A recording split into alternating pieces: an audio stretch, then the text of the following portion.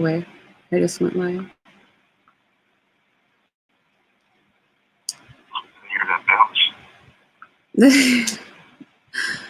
Okay. All right. So this is gonna kind of be my formal commentary. Hi, Sean. This is kind of going to be my formal commentary on everything that happened, the shenanigans of it all at Amber Geiger's trial. Babe, why don't you start? He and I aren't going to agree on every point on this. So you go ahead and start, baby. Well, I usually start, so ladies first. I'm going to let you start since you have some stuff. No, babe, please don't make me start. No? Yes. No, I'd rather respond to you. No, I'd rather respond to you. So we're going to... Oh, no. We're going to change it up. Usually I'm always the one that first start off, and then you get to take notes and everything, and you come back. So now I'm going to listen to what you have to say, and just I'll find after you. Give my commentary after. So, I feel my starting point will be that Texas has very good control over its Black people. Now your turn.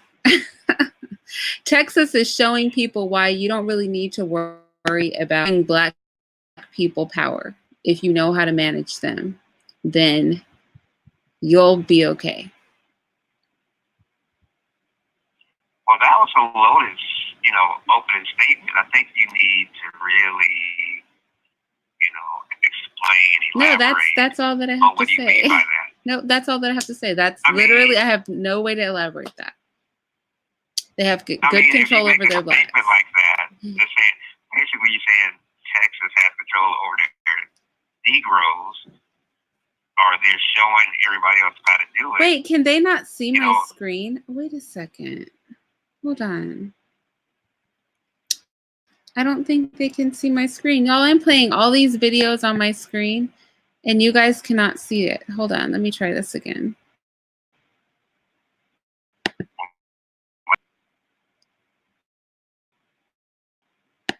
What'd you say?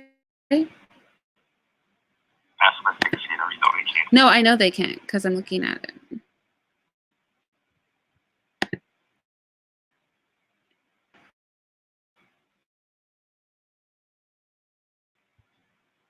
Entire screen. Yes. Share. Okay, so let's see. Maybe that will work. Because I'm playing 3 videos on the screen. I'm playing all 3 of the videos, but I don't think they can see them. Okay, I'm trying to share them again. Let's see if this works. Oh, there we go. There we go. Now you guys can see what I'm playing. Okay, go ahead, baby. About this. Well, you can't just say what you said without elaborating. I have no elaborations. What are you saying about Texas? I have no elaborations.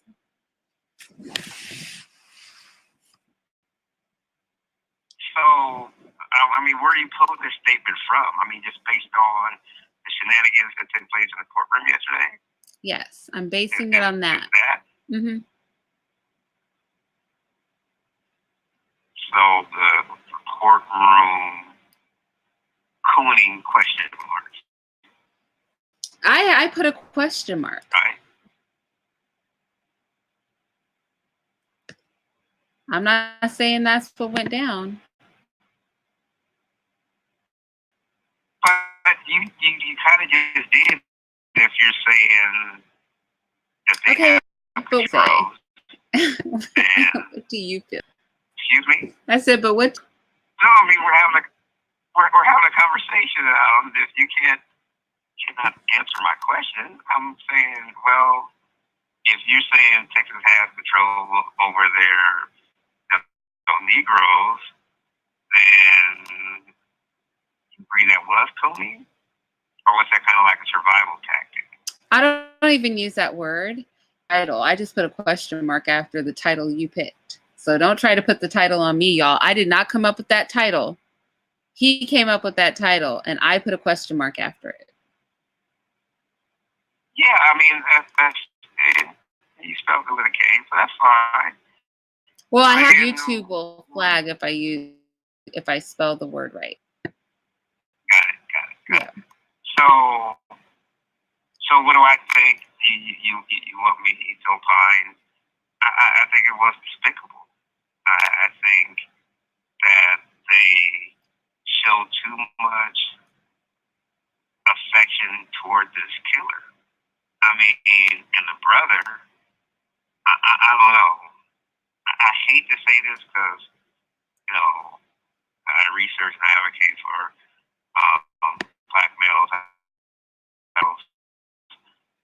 It was almost like he was feeling her, like literally. Like, it was, to me, it was beyond just religiosity, and I'm going to forget. You think he liked her in a sexual kind of way? I mean, if you look at the embrace, yeah, that's. Yeah, we're looking at the embrace right now. He's hugging the heck out of her. I said we're looking at the embrace right now. He's hugging the heck out of her. That seems kind of questionable. I mean, you just juxtapose that with the way in which the judge hugged her. That's it would seem as if he would like hug her that way. You know what I mean? With like a little distance and hands being way up there and not, near, the small of her back and yeah, they're currently touching, so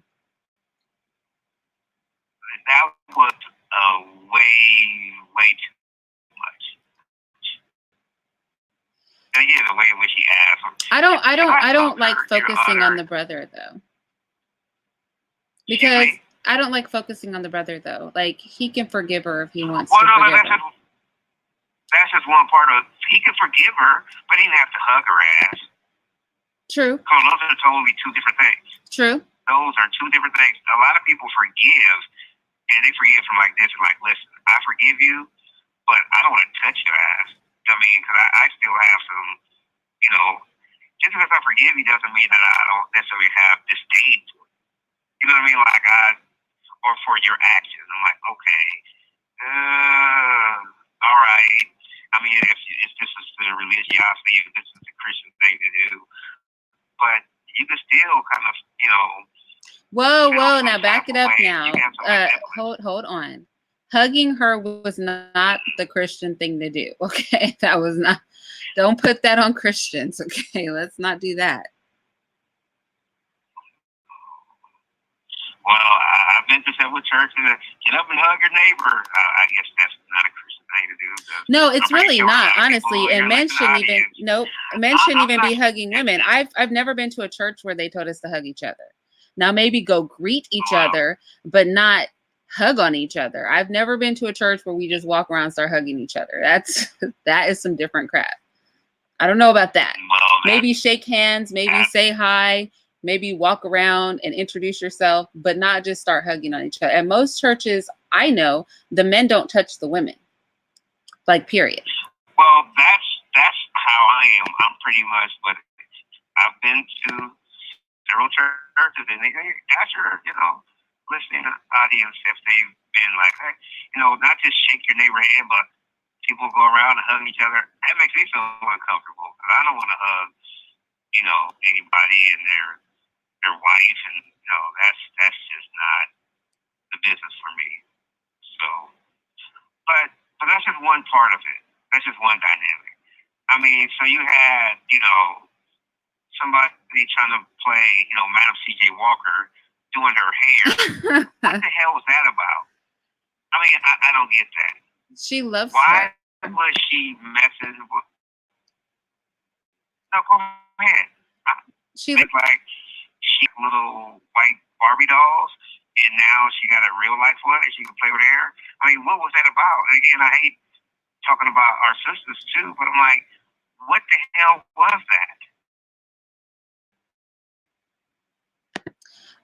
It's adoring her.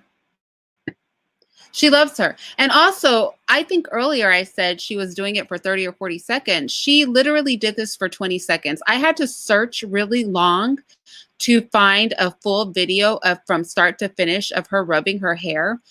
And she rubbed it for exactly 18 seconds, which is basically 20 seconds. And 20 seconds is very close to half. So she's half a minute just rubbing on Amber Geiger's hair. It wasn't even messy or anything. She just ran over there and started stroking it. You can see her smiling. I mean, I don't know what the hell's going on. Like I'm gonna skip right over the brother and go to this hair rubbing. She should lose her job. She shouldn't even have a job.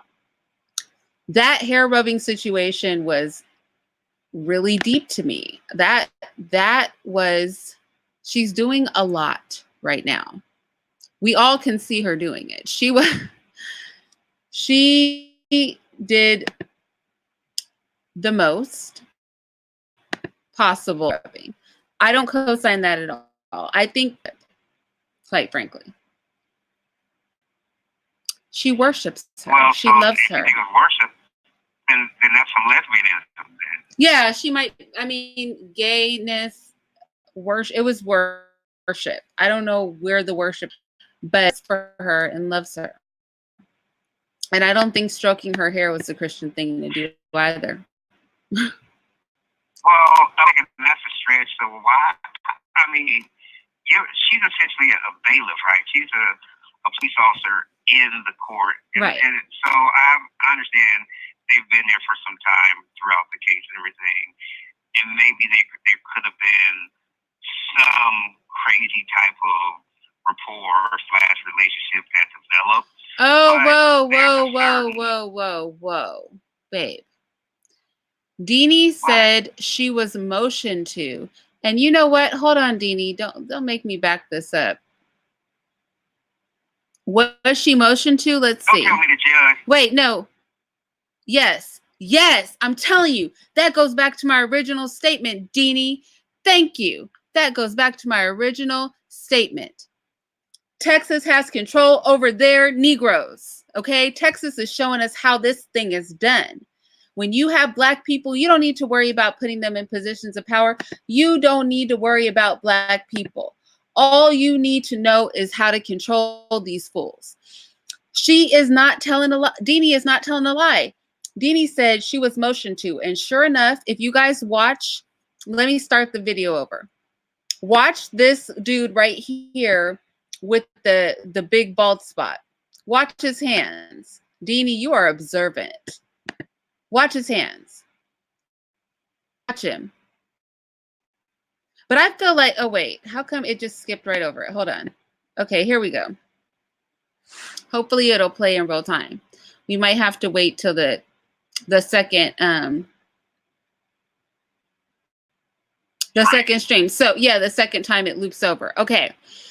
So she's about to walk away and this whole thing is about to loop over. Now, when it loops over, watch his hands. Watch him when it starts over.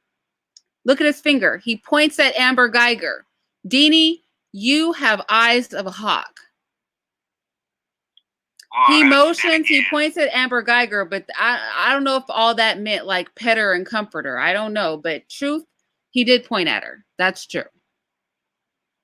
That is true. I don't know. He looks like another cop. He looks like another cop. The one sitting in the back? Yeah, the one in the back with the bald spot. Okay, let me look. Let me see. Oh yeah, he points. I did see him point. Yeah, he points to her, and she goes over there and starts fussing with her hair. I can't believe you caught that, Deanie. I did not catch that. But did he point to her hair? Because both of her hands are free. She's touching her own hair and wiping her eyes. Why is he pointing to her like that? But that's when you have control over your Black people. Hey, Black girl, go make her feel better. Well, the judge didn't even say that. that's really something to behold. If he's sitting down and then this bailiff is coming over and caressing her hair, and the judge didn't even say that. And she was caressing it. Wow. She was caressing it for 20 seconds, half of a minute. Think about 1,000, 2, 1,000, 3, 1,000, 4, 1. That's a long time, y'all. I don't even want to count that much. It's so long. That's a long time to be rubbing on somebody. I just want to say. But the direction. Now, Deanie, you caught that. Now you explain who told the judge to get up and go start hugging on her. You tell me that. Now, I will say this. The judge came from the back room. Maybe somebody had a conversation with her in the back. Like, I'm not even going to be funny. The judge didn't come down from the bench. Well, no, she did. She walked out and then came through, right? The family members. She hugged the family members. So of the victim, of the deceased. She hugged all of them. And then after that, she went to go hug her. I don't understand why she did that crap, but I did because she's an advocate for police. You know, if you look at her background, check her record, you'll see she was hired the Dallas Police Department. Keep that endorsement. I see. We know those things go hand in hand, right? We're not, stupid. But and again, that probably some lenient sentence. But I did see her like the mother, the father, consoling all of them. But I just don't know if that was genuine. You know what I mean? I just look at the attorney. Her attorney side. I mean, they're slang is. Oh my God! Really? The way he's red like a cherry, all the back of his neck. And this is like he murdered her brother. She went to his apartment and shot him in cold blood. I just think, isn't it illegal though for them to be hugging on her? Like, is there a law? Can somebody look that up? Like, is there a law that prevents people from hugging on people in court? Can judges just start hugging on convicts? Like, you're in state custody. Can the officials just start hugging you and rubbing on parts of your body? Like that bailiff was rubbing on her hair. Actually, there's a complaint. There's a complaint against the judge. But there should be a complaint against that bailiff too. I wonder who put out the complaint. There should be a complaint against the whole damn court. I don't know about that, but I know the bailiff and the judge. Family. Like, I can't believe it. Pro-woman. How could she go to prison for killing a black man?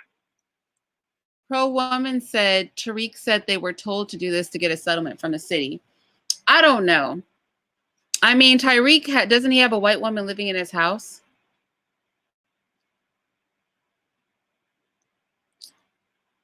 At least that's what I heard. No, but they were told to do this to get a settlement from the city. Maybe so. I'm just saying. Taylor Scott said allegedly. I can't. Did I start at the perfect time, Rob? What do you think?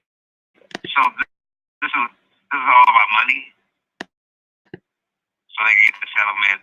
So it could be like stewards. They could get some. I don't know. Like, I don't think this had anything to do with Christianity, because her brother was talking about he didn't want to see her go to jail. And that's nothing Christian. There's nothing Christian about not wanting to sell. I told you what that's about. I told you about. No, wait, Midtown Pookie. I'm not talking about his girl. His girl is biracial. I know that. He takes care of him who is white. That's what I meant when I said, doesn't he have a whole white woman living in his house? I believe his girlfriend's mother lives with them. Does she not? And she's white. Am I tripping? That's not true? Why are we talking about him? We need No, to talk because the about Midtown sports. Pookie thought I was Yeah, talking here. about his girlfriend, and I wasn't talking about his girlfriend. Yeah, thank you, Taylor Scott. I'm talking about his wife's mom. Taylor Scott said allegedly. I'm so done with shit. Okay, moving on. My man doesn't want us to talk about Tyreek. I was just saying. You know. Leave that brother alone. Leave Tyreek alone. We talking about this. I didn't say anything was wrong with it. That's y'all are implying something's wrong with him taking care. I did not say that. Okay, that's your comment. Who are you talking to? You your audience? You. You. I'm talking to my audience. You're not talking to me. Oh, okay.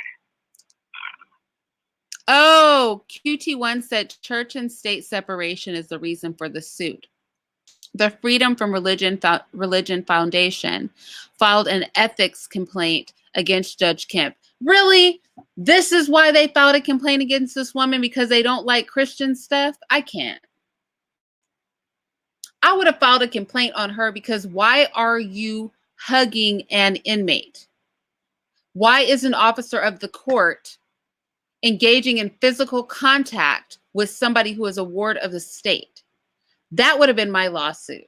See, everybody's making this about Christians, and I don't like that. This is not about Christians. Let me just say, first of all, Christians would want to see her punished, and not necessarily locked up, but maybe beaten. Because honestly, that's biblical punishment. When people did stuff, you got killed or you got beat. Like those kind of were the main two punishments. But this idea of her not getting punished and giving her hugs and all this being Christian, this has nothing to do with Christianity. Punishment has something to do with Christianity and forgiveness. Yes, but you forgive, but you still punish. Like the two things are not separate. So these shenanigans have nothing to do with it. And as far as the bailiff, like stroking her hair and stuff, that woman is this weird woman. She was on. I don't know why that white man would point at Amber Geiger and then she would just hop up and start running for half of a minute. 20 seconds, she stroked that woman's hair. She should lose her job. You don't run your fingers through an inmate's hair for any amount of time, especially not 20 whole seconds, half of a minute. That is a long time to be stroking the hair of somebody who is a ward of the state. Is that not sexual harassment? I don't know. Is that not illegal somehow? No.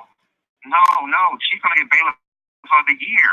You don't understand. She's doing this to a white woman who's been convicted or who is going to be convicted. I don't know where it was in the sentences or the hearing part. Was she already convicted or what? Whatever the case may be, she is coming to the rescue who killed a black man. She's a hero. I want to know who her handler is. Who's that? She's who's the handler? Yeah, who's the one, you know, the guy that Deanie so wonderfully pointed out was like, go tend to that white woman. Oh, well, I don't know. Somebody with a lot of power, man, who could call the shots. You know. But again, white folks' eyes is always a lot cooler. And so when they say jump, we often say how high. And it's just, I mean, we see that here. I mean,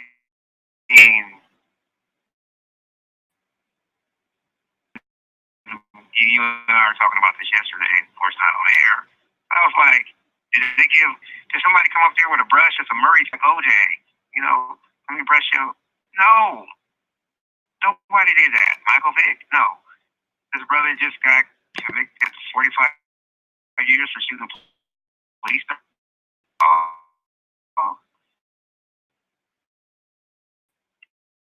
they hug him? Did they give him a Bible? Or no? They told him get the hell out of here. So, of course, we always know there's going to be a distinction in the ways in which they treat him. But this fiasco, I'm not going to say the word, It was just hate despicable. I mean, also my brother. I mean, causes. Hell, I was mad at the doctor that it couldn't, save him. Now, somebody actually took his life, went to his home and everything, and for Samuel's, time to kill. Because they're much better than I am. And now you have the father urging the mother, same thing, forgive her and this and that at their church. And I'm like, okay. I mean, to me, she's getting too much attention. Attention should be on the family. I mean, they lost their son, lost their brother. Why are we perseverating so much on this killer? I think it's going to be out in 5 years. Yeah, she'll be out in 5 years. I think if they ever made a documentary about this, it would really be the story of Amber Geiger. It wouldn't even be about the person she killed. Absolutely. It would be the story about poor her, and when good things happen, when bad things happen to good people, and it'd be like. And you see how this is juxtaposed now? How it was spent where now she can stand to make millions of dollars off of the fact that she actually murdered someone. I was talking to some students, I was talking to a student earlier, and we were talking about this. I said, this is ridiculous. It's crazy. And I said, I mean, look at all these white men in particular that get reprieves. They get second chances. I know you're not a big sports fan, but Marv Alpert, who is a NBA sports announcer, who was found guilty. I believe it was a sister of raping and sodomizing this sister, pulling her hair, choking her. I mean, they were doing some rough stuff, but he didn't have permission to do that. And of course, he lost his job then, but he seemed to find a way to get his job back again. He's one of the top NBA broadcasters, as far as announcers. Same thing happened to the guy that called, I can't think of his name right now, they called those sisters nappy-headed guard tools. What? He's back on the air.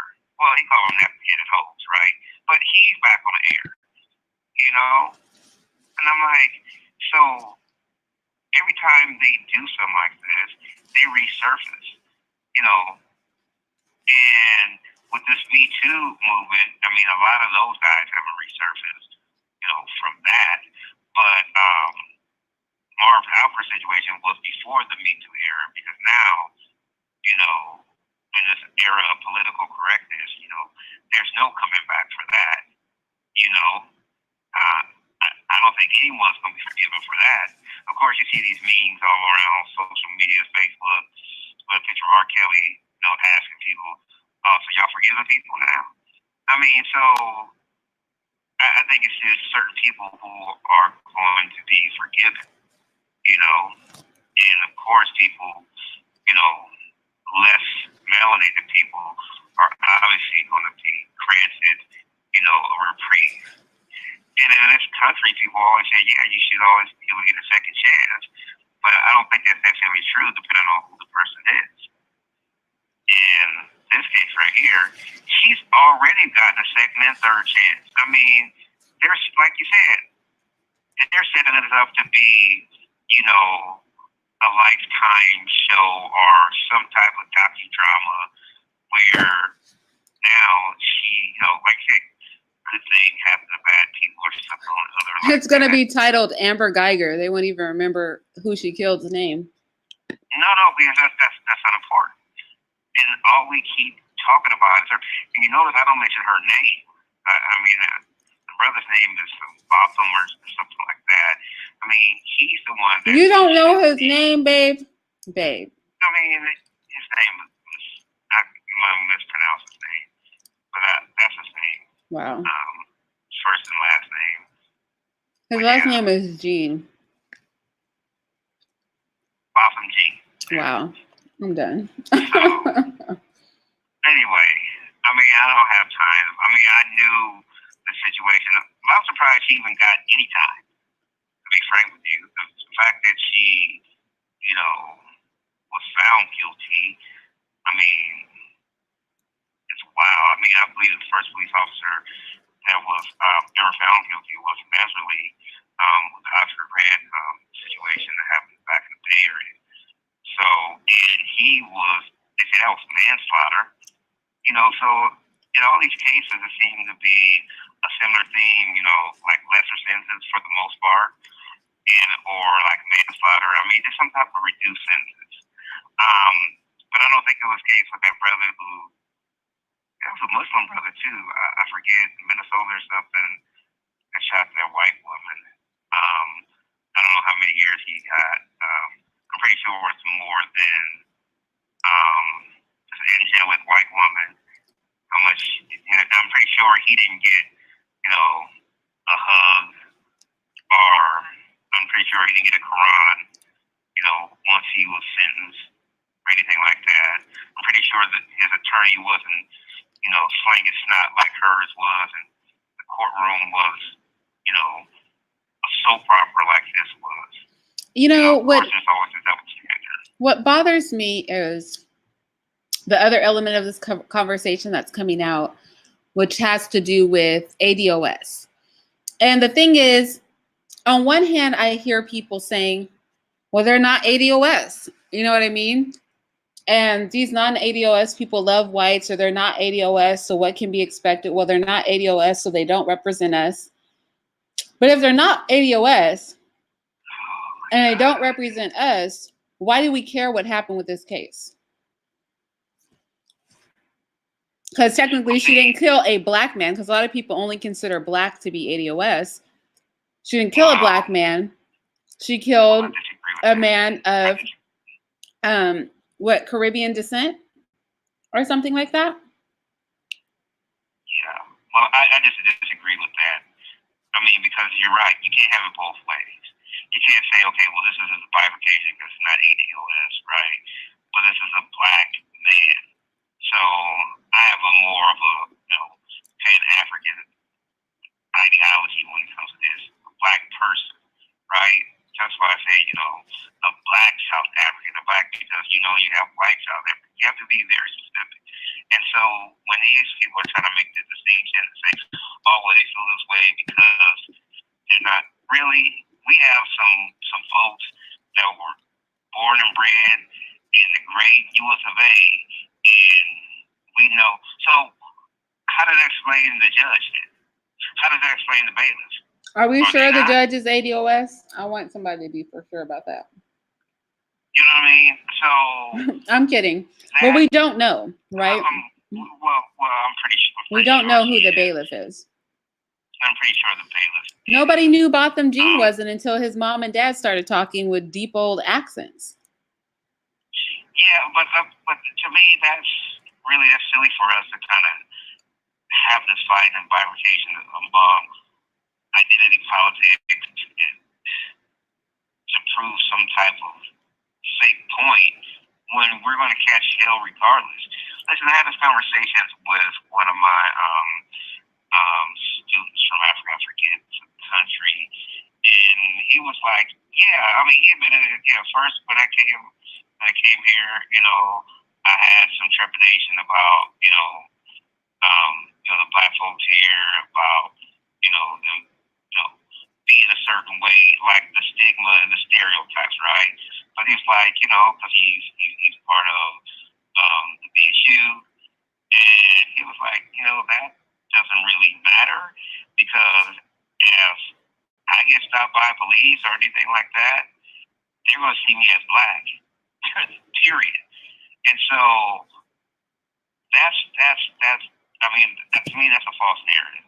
And I think there may be some inklings of that, but I think we keep it going instead of trying to squash that nonsense.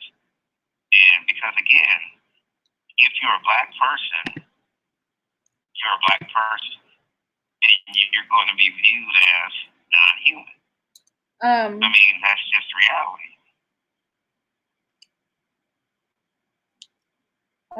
Nurse student says, I'm curious if the defendant asked to have her hair fingered or did the lady volunteer? It looks like that balding white man behind her. Did she say finger? Yeah. Fingered her hair? That sounds kind of freaky. She did finger her hair, though. That's what she did. But it looks like the balding white man behind her motioned toward Amber Geiger, and then the bailiff lady walked over and started fingering her hair. It looks like that's what happened. That's what Deanie pointed out to us all. It was like she was told to go over there. Uh-huh. He points at her. The black woman gets on her game and starts playing with her hair. And doesn't she have like a she's obedient. Or tissue in her other hand? No, she's holding a piece of paper, I think. So, yeah. I mean, I guess she listens to her authority. That's why I said Texas knows how to control their black people. Texas is a shining example to all states who are worried about black people that you can have black people in positions of power and not have it be a threat to you. Well, I'm not going to go that far. Her shining example. A beautiful example. This is one example, but I'm not going to lambaste everybody in the huge state of Texas that happens to be black in a leadership role and to say that, listen, based upon this, anomaly, because it shouldn't be an anomaly, based upon this circus, all you Negroes are in control. Rukia said, Massa got you singing, dancing the jig. Everybody in the great state of Texas, especially all you Negroes and everything, we see. We got a great example of how it is. And I think that's just a little bit harsh to say everybody in that state, every black person. No, positions of power. I didn't say that. Positions of power?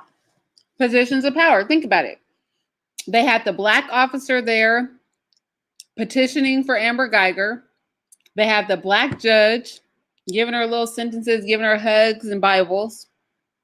They had the black bailiff getting a finger point and going on and rubbing on her head for half a minute, literally. If that is not keeping your people that you give a little power to in check, I just don't know what is. I know it's just one example, but that is crazy. First, one black person gets up there and says, "Oh man, she's such a good woman." Da da da da da. Then you have another black person, huh? All of them are police. All of them are police. I said positions of power. Well, the judge is not a police officer. Well, she's not a police officer, but she was highly endorsed by the Dallas Police Department, so she's in bed with them. So, I hope not literally, right? But again, that's what's going on. So that's not an anomaly when you have people that endorse you and everything. Of course, you're going to go where your bread is buttered. It's just like the people that support your campaign and everything. So you're going to do what's in the best interest of those individuals that support you because that's where your gravy chain is. So I don't see that quite as the whole state of Texas. I mean, these are people part of the same, fraternity, sorority, if you will. They're part of the same organization. So yes, they're going to fraternities and sororities are some more white things that we need to let go of, but that's a whole nother conversation. Well, but you know what I mean? They're part of the same organization. So they're going to look at us like, oh, it was a mistake and everything. They're going to sip that Kool-Aid just because they're part of their same association organization. So I'm pretty sure you had some, we didn't see any in this courtroom, but I'm sure you had some people in the great state of Texas that were like black folks in leadership that were highly opposed to this, that I'm pretty sure spoke up and spoke out and said this was a travesty, these things should have happened. So I just don't think this example right here speaks to, all of the blacks in power or leadership in Texas. Oh, you don't? Oh, you don't? I don't. Oh, I do. I do, and I dare somebody to prove me wrong. Okay, well, I hope a lot of people from the great state of Texas are listening to prove her wrong. So listen, Prove me wrong that Texas doesn't have good control over its blacks that are in power. I challenge anybody to do it. But see, I would agree with your assessment and argument if you said throughout the nation, because there's a playbook and everything that. No. I'm not going to say throughout the nation, because throughout the nation, they're not giving out head massages and finger detangling for half a minute in court. Throughout the nation, judges aren't popping off the sand and embracing killers.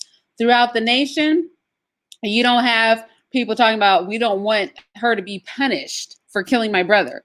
That is special to Texas. Okay. Like, that is next level. Well, no, to him,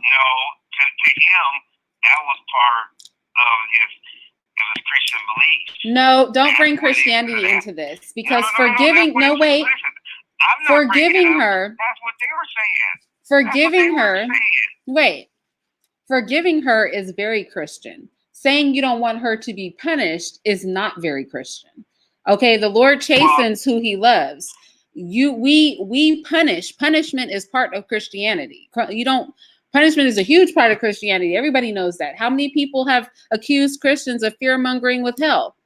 How many people, whenever they want to bring up Christianity, are talking about why, in the Old Testament, they used to kill people for that. Kill people. Look, punishment is part of Christianity. In fact, punishment is a sign of loving somebody. Because the Bible says, he who spares the rod hates his child. When you love somebody, you punish them because you don't want to see them stepping out of pocket. So for him to sit up there and say, I don't even want her to be punished, is not very Christian. The only thing Christian about what happened there was the forgiveness part, but all the hugging. Be careful with the Christian doctrine and everything, because we know there was a very, very white, heinous, domestic terrorist group, KKK, that considered themselves to be Christian. But we know that they weren't Christian. Come on now. Well, no, they considered themselves to be Christians, right? Well, you know what? Rachel Dolezal considered herself to be black. Considering yourself, there are a lot of men who consider themselves to be women. I'm not interested in people's perceptions of themselves. They used a lot of religious doctrines. They use no religious doctrine. Right? Well, name any religious doctrine that they use. They use no religious doctrine. As far as punishing and staying in line and everything, kind of similar to what you're saying. What religious doctrine did they use? I'm not a KKK member. I'm just saying, because you can't say they used religious doctrine, but you don't know what they used. I'm going to argue they didn't use any religious doctrine. None. Zero. So you want to say I'm going to say they called a religious organization. I'm going to say they called themselves. I'm going to say they called themselves Christian and used zero Christian doctrine at all. Zero religious doctrine at all. They also called themselves social clubs. Do you know what I'm saying? Like, they just called themselves whatever they had to call themselves to be able to congregate to do their business. That's what I'll say. I'm saying. But what does that have to do with this woman's hair getting stroked? That's what I'm saying. I do feel like Christians, all the vitriol and hatred that the Black community has toward Christianity is coming out for this trial, when some of these shenanigans didn't have anything to do with Christianity. The only Christian thing that happened here was the forgiveness. But the let her go, I don't want to see her punished. The let me play in her hair. The let me go give her hugs. All of this is under that same guise of Christianity. Now, you're making a distinction, but the family isn't. Well, they're not, especially not this 18-year-old who's literally groping on this white woman like this. Well, I'm going to say this. The father looks like a poor pimp. Like, literally, he was dressed up very pimpy when he gave his speech. What does that have to do? The mother, I'm going to say what it has to do with it. The son was talking about he doesn't even want to see her be punished, which is not very Christian at all. Like, punishment is a necessity. If you even care or love somebody the way he's saying, he cares for her and wants the best for her. Punishment is part of that. What'd you say? He cares for her in a different way. my opinion. But I'm just saying, so I'm not buying this Christian thing. To me, people don't get to slap the word Christian on something and swing a Bible at it, and it all of a sudden gets validity and gets attached to it. No more than somebody can claim to be a woman and not be a woman, or claim to be black and not be black. Am I personally going to sit by and watch people do things that aren't Christian at all and then go, but Christian? No, that's not how this thing works. You don't get to slap a label on it to make yourself look good. So what about the judge giving her the Bible and everything? I think if the judge wanted to give her a Bible, she has a bailiff who clearly is very touchy-feely with Amber. She could have had her bailiff hand Amber the Bible. I think a court official, no matter how into your feelings you are, or how much you want to butt kiss the police, should not be embracing or coming into any sort of physical contact if it's not leading and putting somebody in a cage. You should not be hugging an inmate. A court official should not be hugging a ward of the court, a ward of the state. No more than a court official should have been running her fingers through the hair of that woman. They should both lose their jobs for inappropriate contact. So a judge should be given religious text to convicted. Well, that woman needed a Bible. What are you saying right now? No. Not, that's what's the question. Should they be allowed to give religious text to? Sure. Like, what's the harm? What is the harm in the judge giving her a Bible? Tell me, what's the harm in that?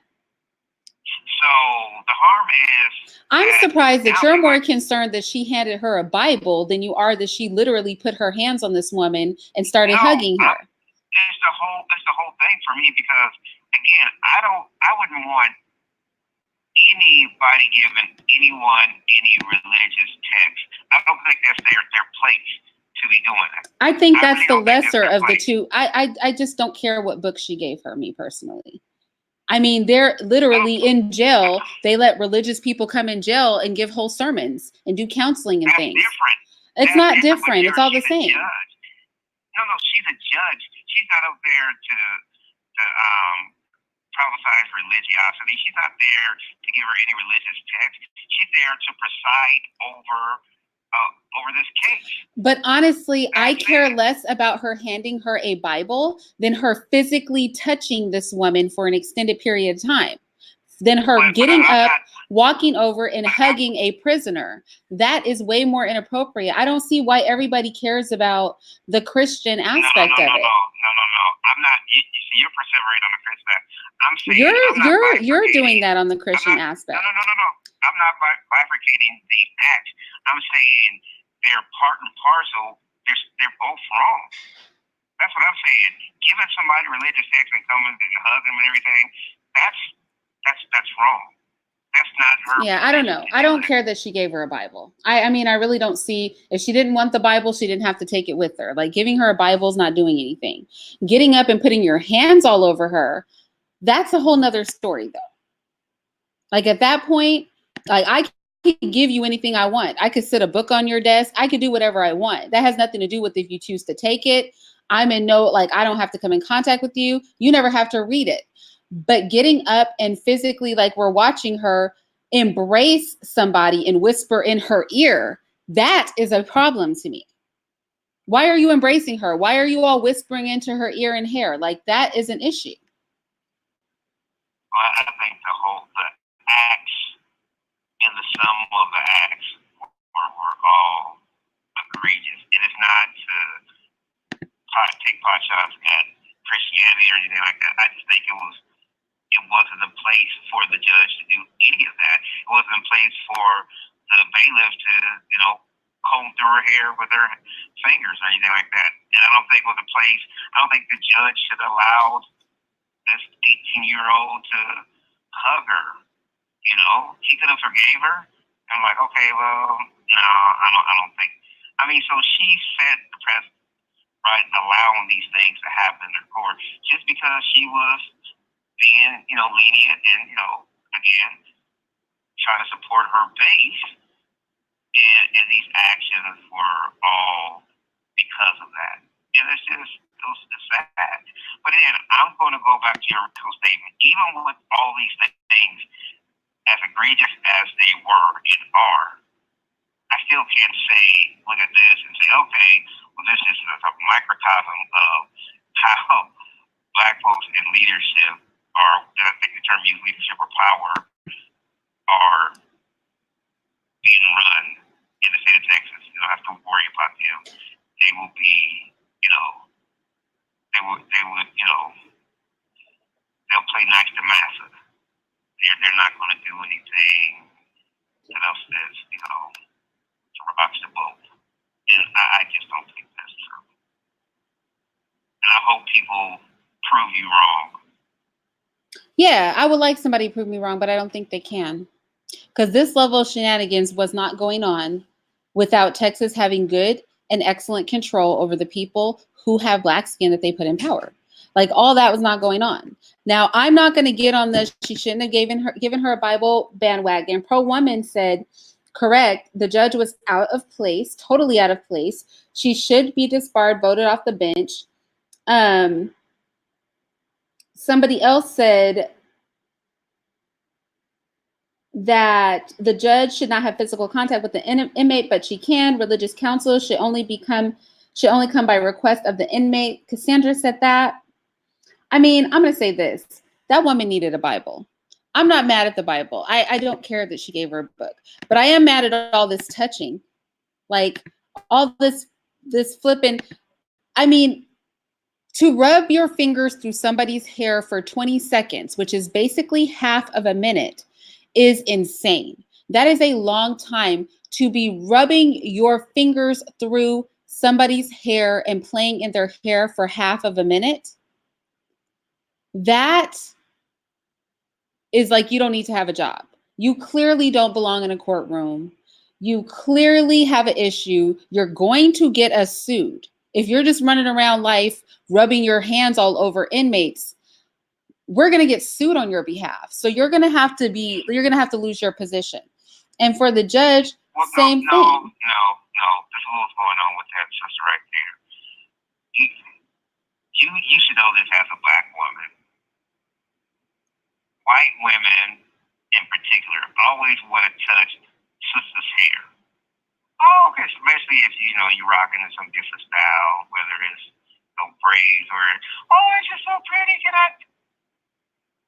Most sisters can agree that they had an experience like that. So this was just her opportunity to do the opposite.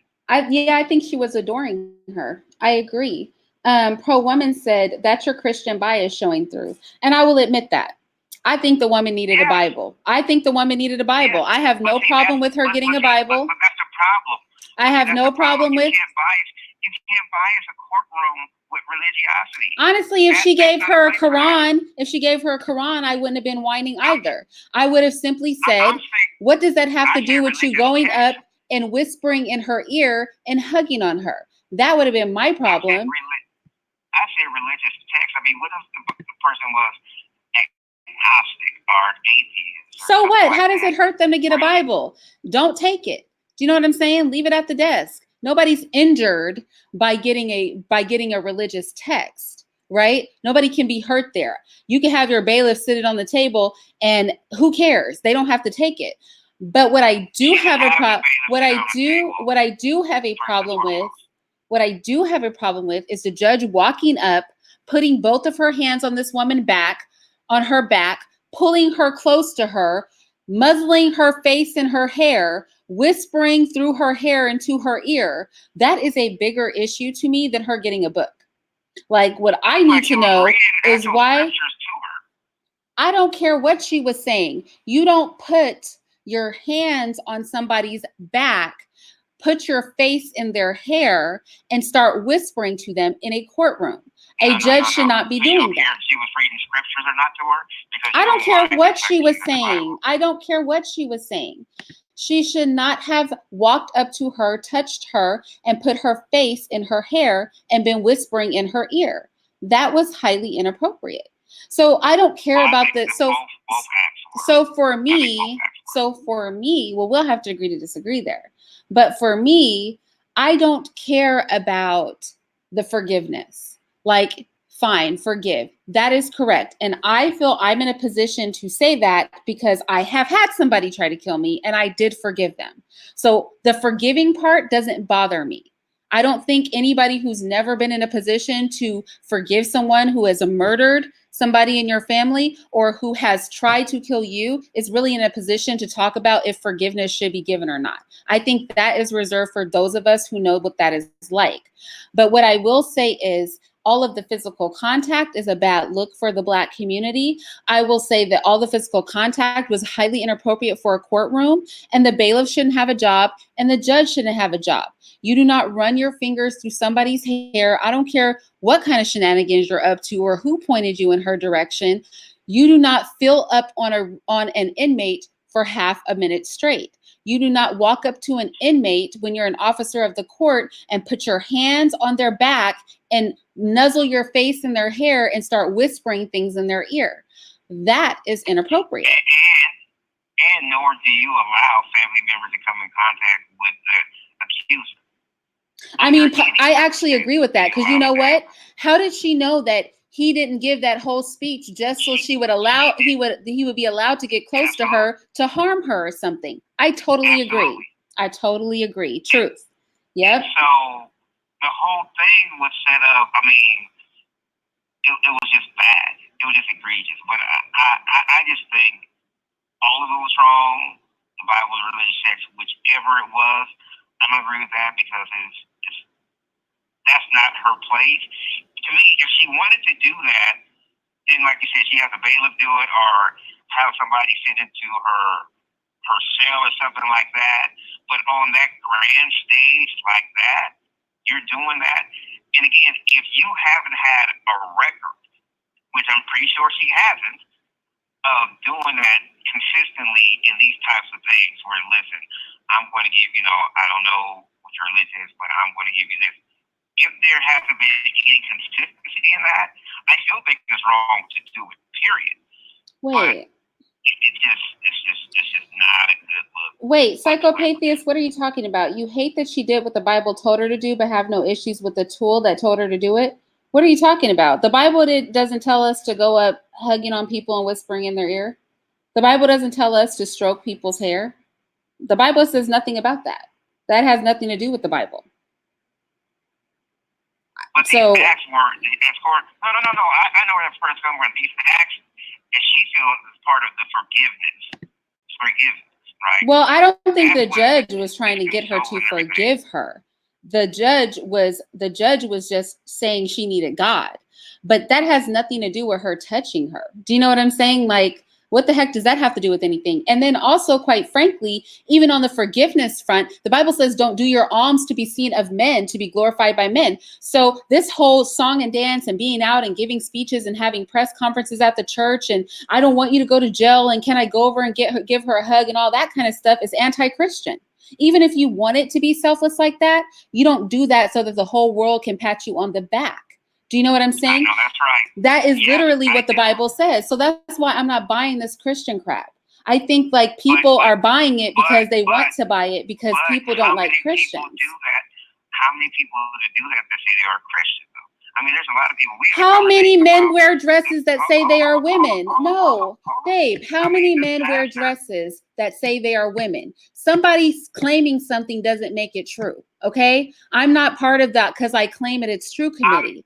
Listen, I'm not talking about obvious stuff. I mean, these are pastors. These are people who are, going to people's homes and filming it and giving them, checks and everything. So I know you've been going through a lot and everything, and making a damn commercial off of somebody's, struggles and tragedies and everything, and you give them a couple $1,000 and everything.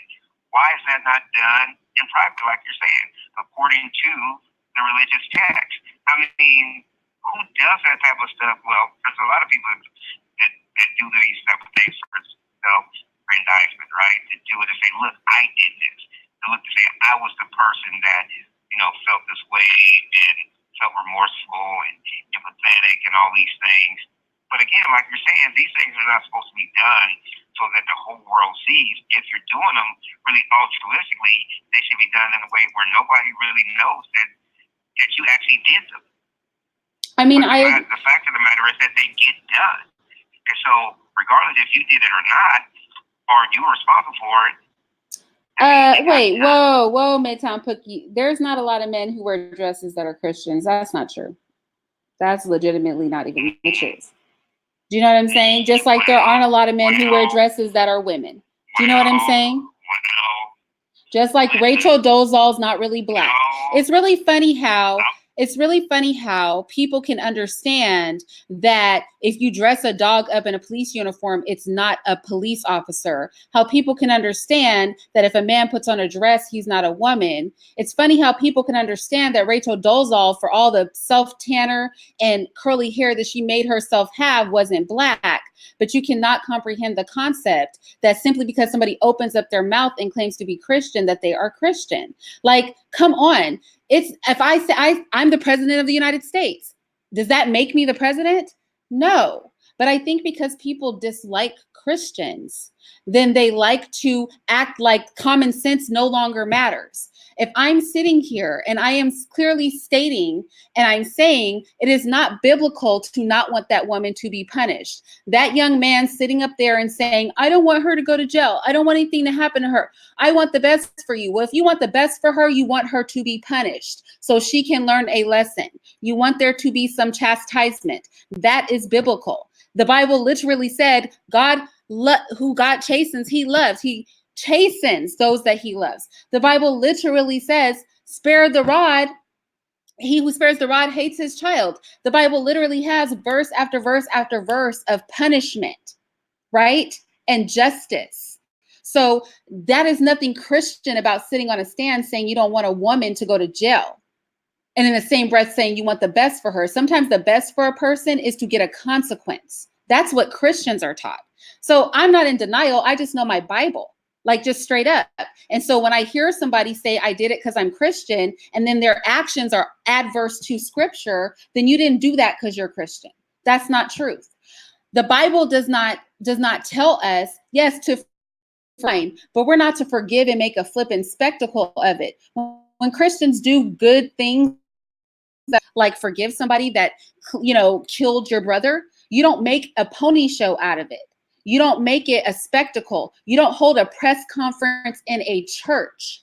That is not a Christian thing to do. That is literally the opposite. It talks about how hypocrites do good things in front of men so they can be seen by men. That's what the Bible teaches. So I am not in denial or anything like that. I just know my scripture.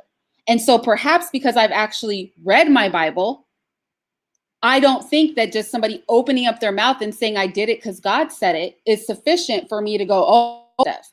No, that could be sufficient for other people. But I think it's very clear for those of us who are Christians that we make a definitive, draw a line in the sand over what is Christian behavior and what is not. Forgive her. If you want to give her a Bible, that could have even been done back in the backhand. Do you know what I mean? She could have had a bailiff give it to her after they left the courtroom. He could have visited her privately and gave his forgiveness. He could have never visited her at all and gave his forgiveness. That would have made sense. Sitting up there and saying, I want the best for you. I want you to find God, but you should be punished for the things that you did wrong because God is just. That would have been Christian.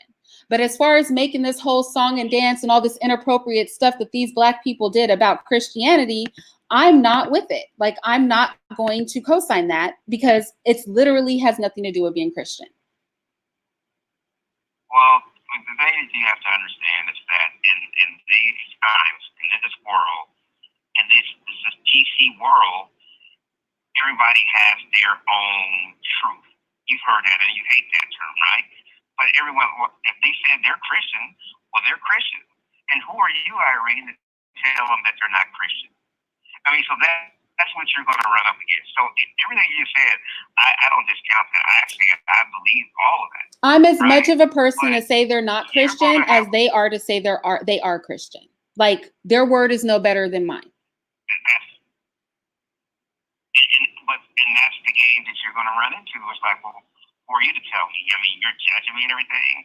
Just you're quoting the scripture. Well, my Bible says this, and you run into this ideological rants that you're going to get into, and it's like, okay, based upon their, I mean, of course, we have different Bibles. So this, I mean, it's a no-winning proposition, I think, because it's just, and especially in these times where people want the 15 minutes of fame, where they want the media attention, whether it's social media and everything, they want to be viewed in this way. They don't want to be humble. They don't want to be meek. They want to be the polar opposite of that. I mean, that's the society that we live in, where everybody wants to have their 15 minutes of fame. They want to get their shine. They want to be the, oh, look at this black kid and everything. He's so great. He's such a good Christian. He hugged her. He did this. That's what they want. I mean, most people are doing that because they want likes. They want clicks. They want to be retweeted. They want to get all this attention and everything, so it can move them to another realm. It's not about altruism at all. And again, I can't say this young man was disingenuous. I personally think he was. Like I said earlier, I think he has a thing for her. I mean, just based on the way this embrace. And I don't think an embrace should have ever happened in the first place, like I said earlier. Well, I think we need to make that point again, though, babe. I think that point has to be made again. I think that point has to be made again. Because there is a lot of touching going on in this courtroom. And outside of the court officers being inappropriate, touching this woman the way they were, it was very inappropriate and dangerous to allow him, the brother, to go up and put his hands on Amber Geiger, because you don't know what he really wanted to do. He could have walked up to her and started choking her out. And then what would have it looked like? You know what I'm saying? So the judge, she doesn't need to have a job because she doesn't know her limits. She's allowing people to go up who are victims to approach and put their hands on a criminal. And he could have wanted to do her harm just as well as he wanted to go up and rub all over her back and borderline touch her butt crack. So it could have gone either way. So you don't know. I might, don't get me wrong, I might, if something happened to my child, go give an impassioned speech about forgiveness and ask to give somebody a hug too. And they may not survive that hug. So that is not something that's wise to do in a courtroom setting. You know? It's not wise to do, especially when she's already killed somebody. Now, I don't think she's going to do something crazy in the courtroom, but you don't know. You don't know. I mean, she's clearly not stable.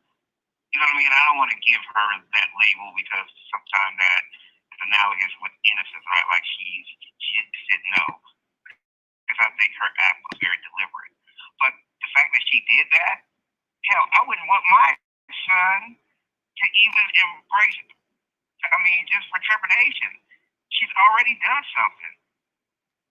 So again, whichever way you look at it, whether you felt he was going to do something or she was going to do something, it shouldn't have happened. It shouldn't have been allowed to happen. Again, to your point, there's too much touchy-feeling shit going on. It's just too much. And it's not appropriate. I don't think it's ethical. These things shouldn't happen. Because we've seen, innocent brothers and sisters who are, talked down to, spoken to like they were less than human, and not any hugs or embracing or, give them any religious text or like that. Just like, okay, next, like we're at the barbershop. And so, yeah, I don't want to perseverate on this too much. I really wish that, and I think the family is trying to do it, get some type of fund or some type of scholarship or something to that, in remembrance of the brother's life, because I believe he was an accountant in a major account firm in Dallas and everything, doing well for himself and really on a good trajectory. So, maybe there could be something, some type of scholarship or something like that for, Black folks who are going into accounting. Angela, you think he's retarded? Let's make some, excuse me? Angela Walker said she thinks that he's retarded. I thought he was a little slow too. I'm not going to lie. I don't know about full on retarded, but I definitely thought there was slowness in him. What do you think about the sentence, the 10 years? Somebody was saying this earlier, devaluing Black life. setting a precedent for the devaluation of a Black life. Well, yeah, that's to me that's pretty obvious, and it's again when I look at this and I see this judge, this sister who is doing the sentencing, but then again looking at her background, kind of like your argument, but I'm not going full out saying all Black folks who are in leadership roles in Texas are, good Negroes. But she's definitely a good one. I can say that. Well, the one, every Black person that entered that courtroom was a freaking Uncle Tom. And I mean that in the literal sense of Uncle Tom. I mean that in the just love them, just, worship them. Even the stroking of that white woman's hair. Uncle Tom, his angel in that book was a little blonde hair, blue-eyed white girl. The one that inspired him and taught him about everything was a little blonde hair, blue-eyed white girl. What'd you say? I mean, did we see and hear from everybody who came in that courtroom? Okay, well, the ones we did see and hear from. All were and are police. They're all police. So again, we can kind of understand why they're coming with that type of ideology and those sentiments, right? Because they're all part of the same gang. So yes, I mean that's the script that's laid out for them, and they're going to do that. But I'm pretty sure there was something. Again, I don't think it was on court TV. If it was, I didn't follow it because I had to work. But I'm pretty sure you could find there were some Black individuals in leadership and everything that opposed, that didn't have this, this kumbaya-ish type of ideology that went along with the, police officer script.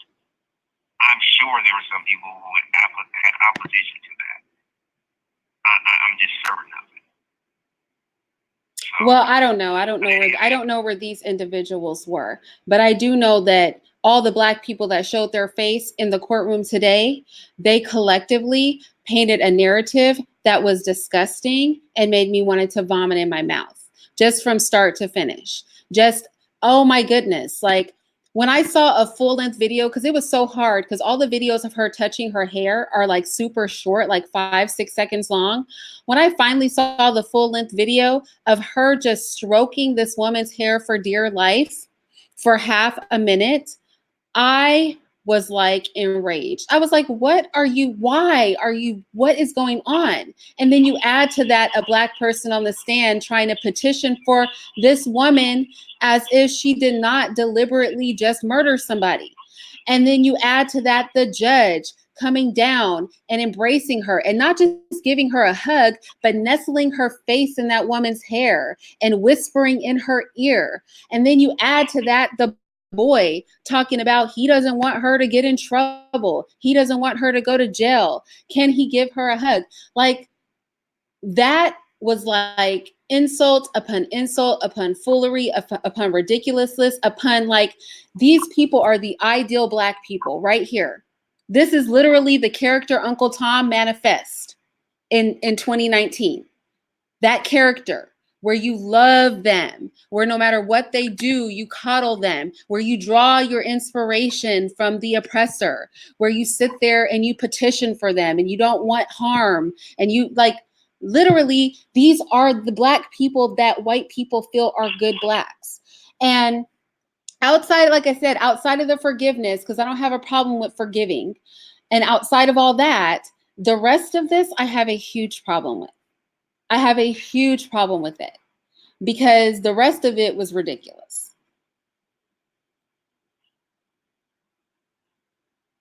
Well, I don't disagree with that. I think it was a lot of ridiculousness. And I think the ridiculousness continues on today. Although we don't have video footage of the family, in particular the mother and the father at the church, pretty much echoing the same sentiments. Although the way in which they did it, I think, was more in taste, like, talking about the time and everything. And it was done at the church. But it's still, like you alluded to earlier, it's still contain an element of, you know, of the spectacle, right? Because again, the emphasis and everything, it really shouldn't be on you and your forgiveness for this person. It really should be on the child that was lost and what's going to be, you know, what are the next steps?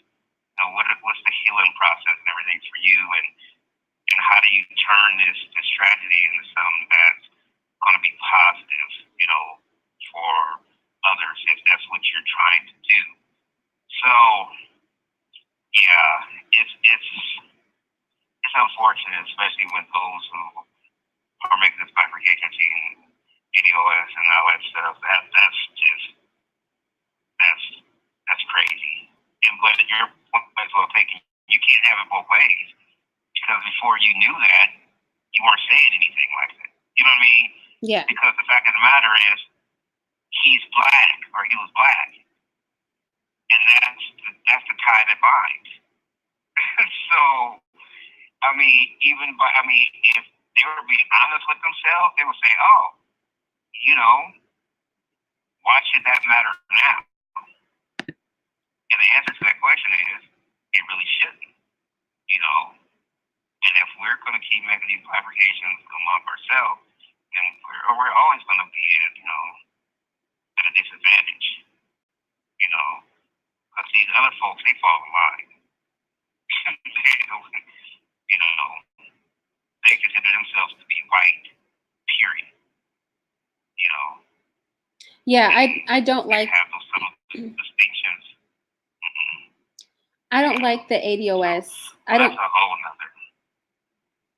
Yeah, I don't like the ADOS angle. I don't like that angle. I'm not with that angle because we were calling him black, and it was all about another black man being killed until his parents started speaking, and we realized, turns out he wasn't ADOS, and now everybody's talking some ADOS stuff. But it hasn't been like that since he got killed. When nobody heard his parents speak like that, and when nobody really realized, you know. But the minute, you know, they didn't do something we liked, all of a sudden this is not a black issue. They're not ADOS and all that. I'm not with that whole narrative at all. Because also at the end of the day, even if that narrative made sense or had some truth to it, it wouldn't matter because when you look at them, they just look black. So it's still gonna look. And also, I just want to say that to act like there's not a huge collection of black people that have their noses far, far, far, far, far up the butts of white people. You have some bougie. Oh, you definitely have some bougie. You have some bourgeoisie black folks, right? And so, but just think about the acronym. Say you're descendants of slaves. That's problematic. I mean, we are descendants of slaves, though. No. What were they before they were slaves? And so, this is what I mean. They were enslaved, but they were something before they were slaves. And this is why I correct people all the time. Because if you just utilize that terminology, and then you're just stuck there, they've always been slaves. That's all they will ever be, and that's all they ever were. No, they were enslaved. They were enslaved. They were something prior to that. And so if you just relegate them to that, then what are you saying? So that's the problem I have with that. So if we're going to use that term, to me, we should use it accurately. We should use it as enslaved. Okay, that's fine. Of enslaved, I'm fine with that. And I don't have a problem with the ADOS acronym. It doesn't bother me. I mean, if we want to identify as like, you know, Jamaicans call themselves Jamaicans, and you know, everybody's calling themselves something. There's no reason that we cannot do that too. And even within the ADOS community, you know, I consider myself to be Gullah Geechee, right? So even within our community, you know, some people consider themselves to be Creole. Some, you know what I'm saying? Like even within the Black community, there are smaller communities. I don't think I have a problem with that. Identifying ourselves is one thing, but this morphing into turning this into a divisionary thing or to act, don't behave this way. You know, like this is like if they weren't around, this wouldn't be going on. Like I think that is problematic. We are all suffering from the same pathologies because of a history that's been rooted in our oppression and a literal breeding of our people, breeding of a certain type of mentality. We're all suffering from that same thing. So we have to get it together collectively. Yeah, because we all take on these types of, parameters that are laid out by our oppressors. So that's the status that a lot of us try to emulate, and again, and hold others to, even if they're not even to that place, but not looking at our own selves and saying, okay, how can we hold ourselves to the status that we want to hold ourselves to? We don't do that because we want to be, like our oppressors, which is a sad thing. So yeah, that whole video, I'm not with that in any shape, form, because it just further divides us from doing anything that needs to be done. Cassandra said, Irene, my parents are Nigerian and they don't F with white people. I can count on one hand how many whites were in my house. 2 were realtors, 1 neighbor, 1 childhood friend, and her mama. That's it. Well, Cash, your family is like my man, because I couldn't even get a white babysitter. Okay, I couldn't have anything. He does not either. So I definitely understand that. I think, babe, what are your final words on this whole situation?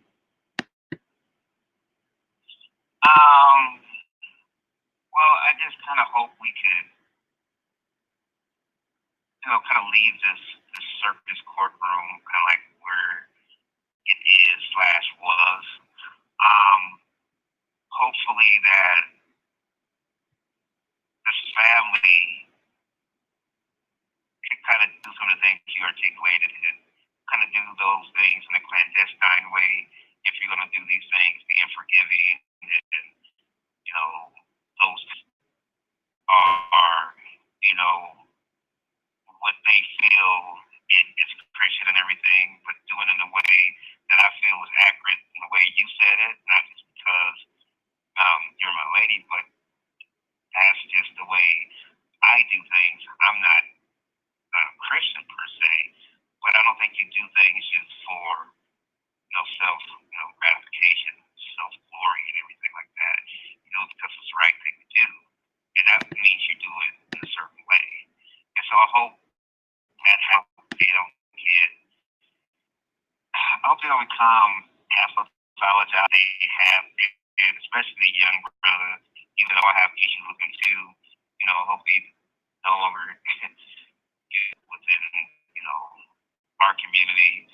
But I think it will go over because we'll be on to the next thing, like this brother who is getting 45 years, things of that nature. But the issue for me is really the judge. The way this sister comported herself, in her courtroom. You know what I mean? The ways in which she, acted and allowed certain things to happen, problematic. Now, I don't know if she's going to be disbarred or anything like that because, of course, she has a lot of, support, especially police support backing her and everything. But there should be some type of reprimand. And these type of things should not be able to, occur again. And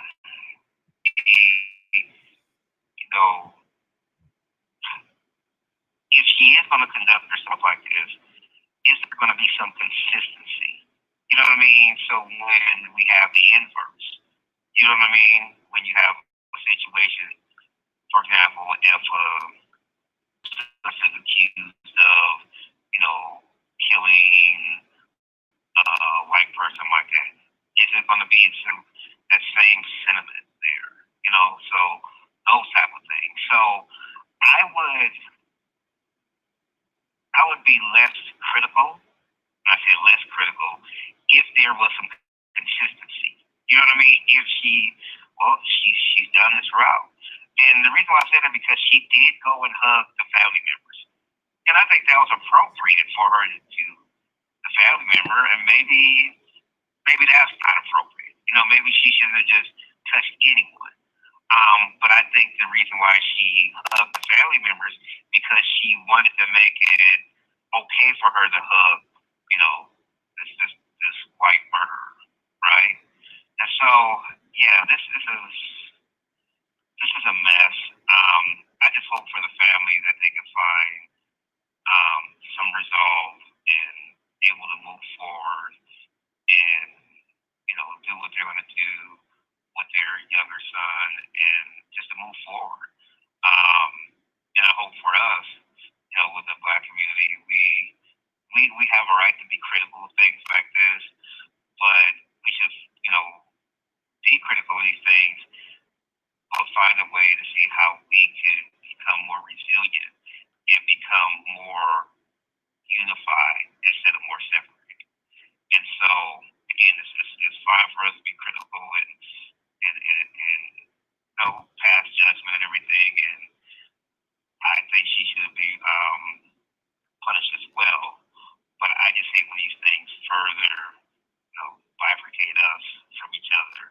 So I hope that doesn't continue, but we'll see. But in closing, I hope that you're wrong. I think that you're wrong about Texas. I don't think that all blacks in leadership are acquiescing to, the white ruling class or alleged ruling class. I hope that you're wrong, and hopefully your audience has proved that you're wrong. But I just hope that that's not right for the great state of Texas. So my final words on this are that I think the forgiveness thing was okay. And I support it.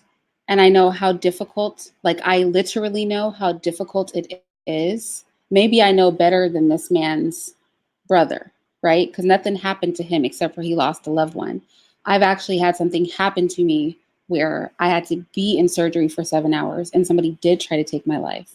So I know how much it takes to forgive a person, and I don't find fault in forgiving at all. But everything else I have a problem with. I have a problem with the public dog and pony show.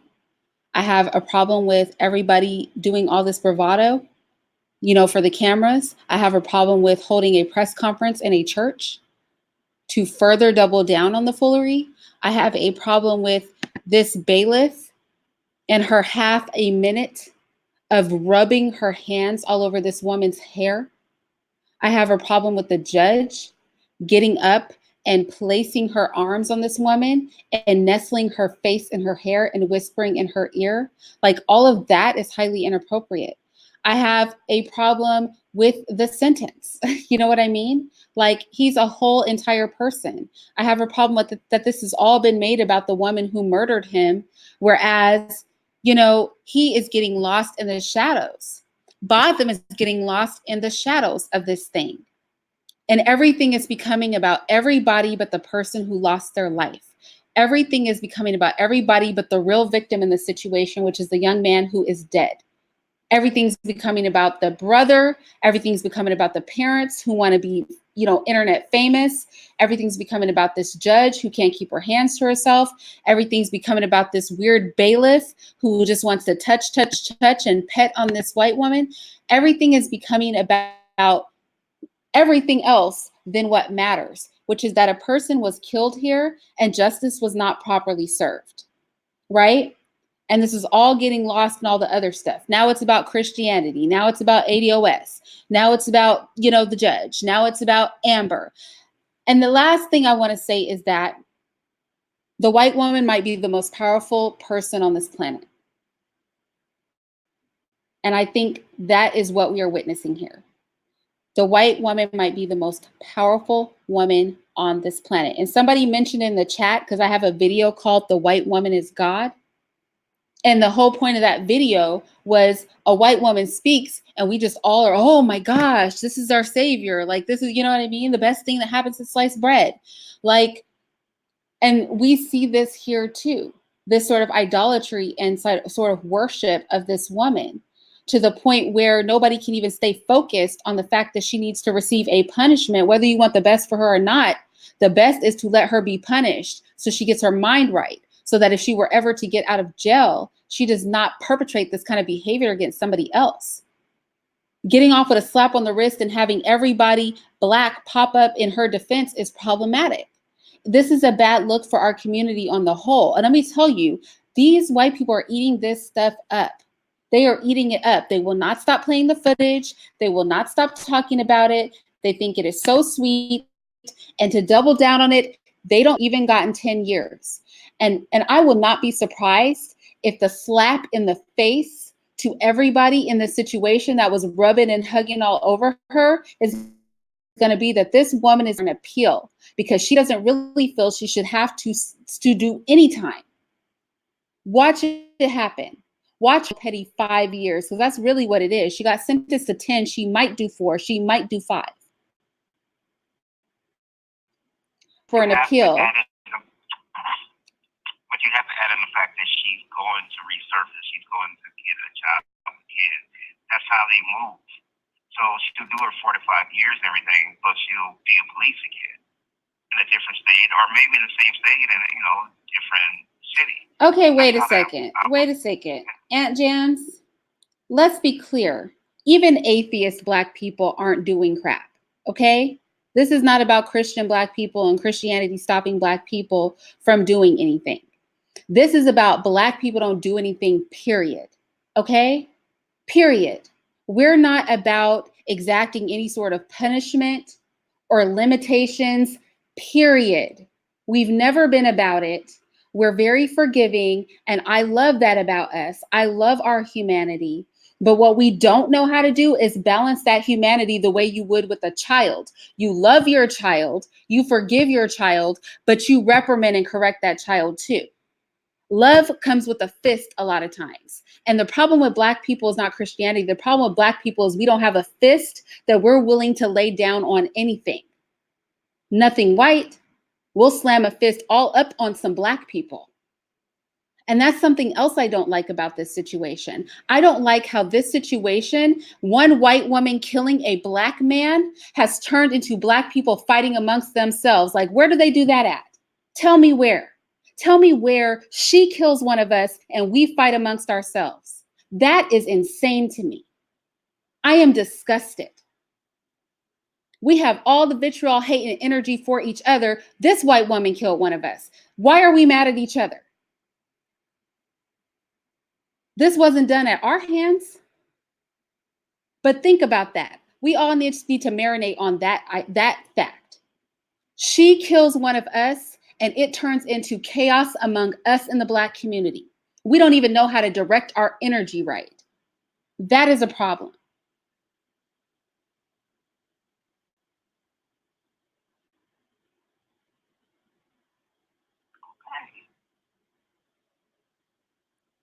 Anyway.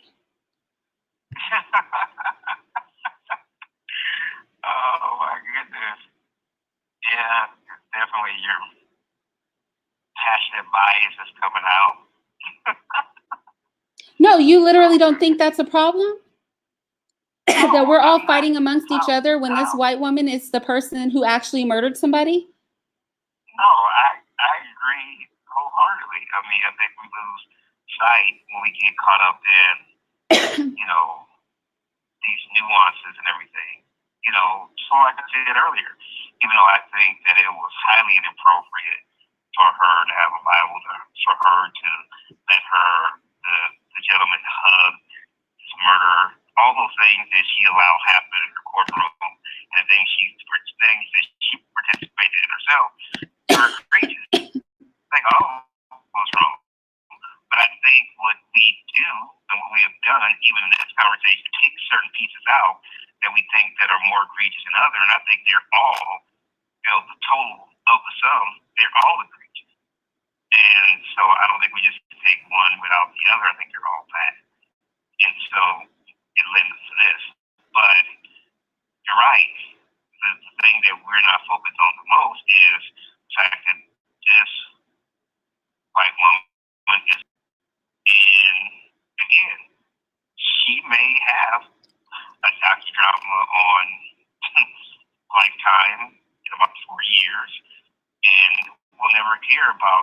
the brother who's a victim or their family or everything, but just about how it was wrong and she had to spend this time in prison. You know, this is not the Brian Banks story. You know what I mean? This is not that. You know, that judge didn't give him a religious text. I mean, it was just a cruel, draconian to him. And he didn't do any of that. I mean, these things happen all the time. And to me, that's the bigger story. You have somebody who lost her life, and this person going up to their house and shooting them in cold blood, and we know that she did it, right? It shouldn't even be. I mean, she should get the. I mean, Texas is really good about giving people the death penalty. I don't know why that happened in this case, but okay. But when we look at all these other situations, and if we juxtapose them with this one, yeah, I mean, this should be a clearing call for many more of us to go into law so we cannot like move this way, right? But we just need. We don't always have to have the same exact response, but I definitely think we should be going in the same. And I think some of these nuances and our identity politics given away, and it gets us fighting over small things, and we lose sight of the big thing. And the big thing is that a brother's life was taken unjustly, right? And this person is getting a slap on the wrist. But again, we, myself included, being called a Venice theater and everything, which again, we should be critical of, but that's the big thing. Let's make sure the big thing is the big thing. And these other things don't, just become red herrings, where now can be, taking up more time, and we will focus on the thing that we should be focusing on. Yeah. Yep. Okay, y'all. So we said, well, he wanted to do this and I wanted to do it because, as you can see, we don't agree on every point, but I think we agree on the most important thing. And I think that overall is what we always need to stay focused on when we're talking about the thing that we agree on is that definitely some code slippage here. We need to stay unified and not divided. I think like that is like the end all be all. We do like that is our brother who was killed, period. And everything surrounding this is problematic. And so we need to just keep focused on who the real enemy is and what the real problem is. And when we see these pathological behaviors in our people, it is very upsetting. It's extremely upsetting when it's out there for the world to see and when it can be weaponized. Although it is done, it's weaponized with a smile by the white media.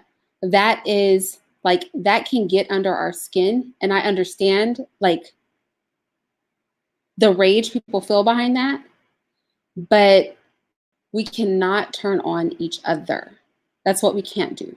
We can't make this a separation throughout the diaspora. We can't make this a separation on any basis. But there does need to be some correction. And I do need to see these people lose their jobs because, quite frankly, you can't be just running about the world like this, But I can't wait for Amber Geiger to, for her counsel to file for an appeal. And I can't wait to see his brother go there and try to get her free. You know what I'm saying? Like that's gonna fuel that's gonna fan the flames when we see his little face at her appeal hearing trying to get them to let her go. Well, then I guess we need to ask your listening audience. They've been speaking with us. We said this for a while. It's way past my bedtime. But do your audience think that it was, a K00n courtroom? They came out the gate saying that it was. They came out. Okay. The title, you guys, Mark. Put a 1 in the chat if you think it was a K00n courtroom. Put 2 in the chat if you don't think that it was. 1, Cooning Courtroom.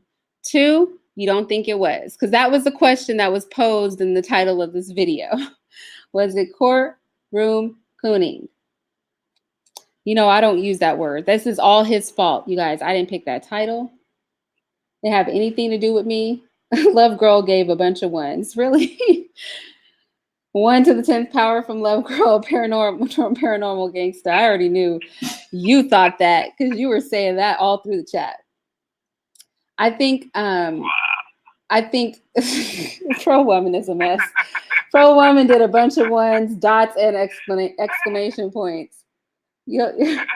Cassandra said 1, aka white supremacy. I cannot with you guys. I think everybody is probably going to roll with you on this one. I do not want to be blamed for this title because this title was not my idea. This is his fault. But yeah, so we're going to get out of here because we have somewhere to be tomorrow. We have a vacay-ish to go on. But yeah, thank you guys for showing up. Thank you to you guys who came out for the chill session earlier. As you can see, this is a lot less chill than chill session. And definitely let me know what you guys think overall about this situation. Let's open up a dialogue that includes keeping our energy focused on the real problem and not dividing our community further. Because right now, while we're divided, these white people are loving this. They are in love with this situation. These people are happy as clams. I've never seen them report so positively on Black people for so long. They are like literally, they are thrilled with this. So in the midst of their jovial happy, like all that happiness and joy, I don't think that we want to be falling apart on this side. We got to stay focused. So yeah, I shall talk to y'all later. Yeah, maybe we could do one when we're in our little spot, if we have time, maybe on Sunday or something. Okay. Maybe, if we have time. Okay. Yeah, not a promise. Okay. All right, y'all. Peace. Bye, you guys.